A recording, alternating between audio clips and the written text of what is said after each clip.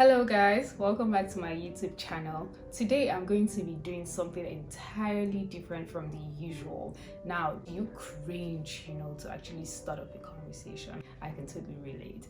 Well, this brings me right into the topic for today, which is tips on having awesome conversations. Let's get right into it.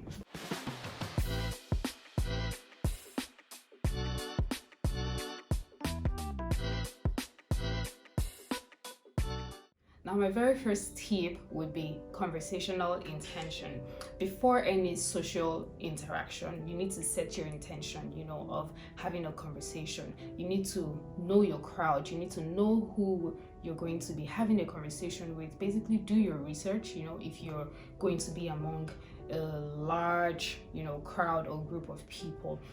This doesn't have to be anything major. It just helps you dive into your conversations with a purpose, because purpose provides confidence, boosts your influence, and is very contagious. You need to know who you're going to be having a conversation with, what you're going to be talking about, why you're having the conversation in the first place. You just have to be open-minded, be intentional about having the conversation, and start with a very confident body language.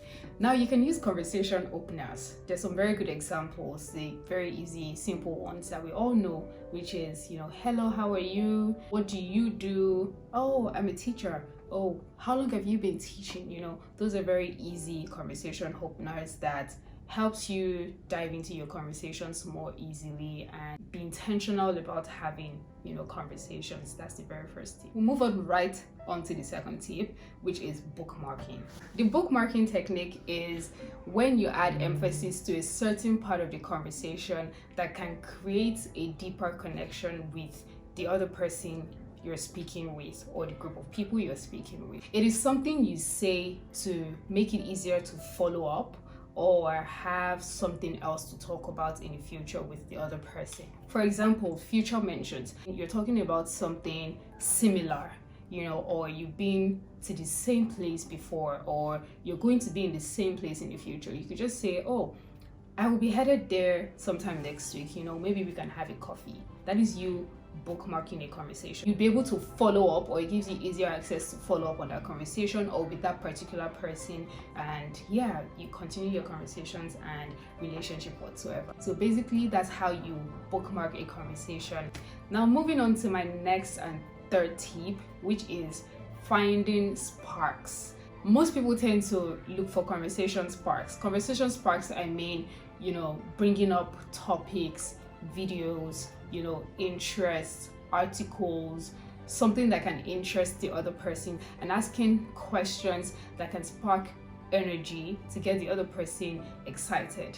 Example of, finding a spark, a conversation spark, is, you asking a question like, do you have any vacation plans coming up next?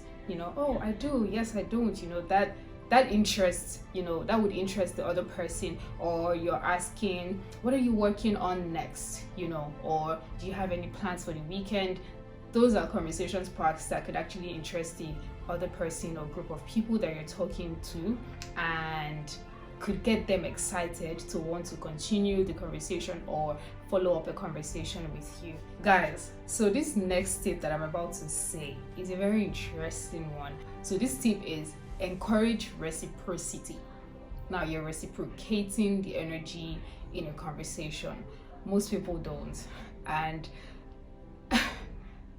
I can say, okay, yes, I relate, I understand, but to holding down a conversation that you want to enjoy, you have to encourage reciprocity. For example, when I ask you a question, I want you to answer and ask me back. Like, hi, where are you from? You don't just say, I'm from New York. You say, I'm from New York, how about you? That is reciprocating the conversation energy. How about you? These three words are actually perfect for encouraging conversation reciprocity. I hope these tips are actually easy and relatable for you, in your daily life. So my last and final tip that I will be giving you today is exits.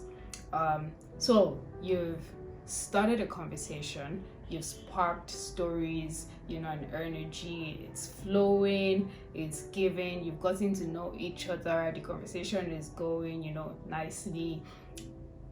Now you have to end it.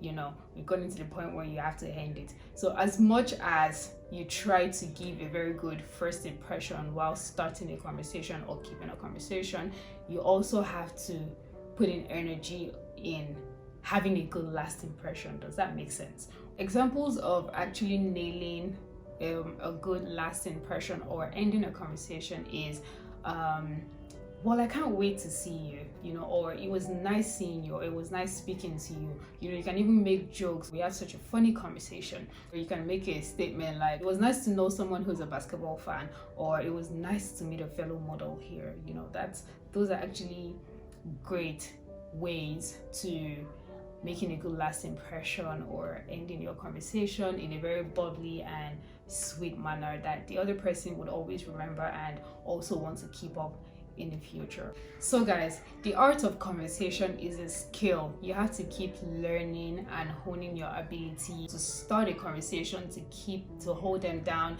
and to also end them nicely. While doing that, don't try to outdo the other person or their story. Yes, keep it going from then on.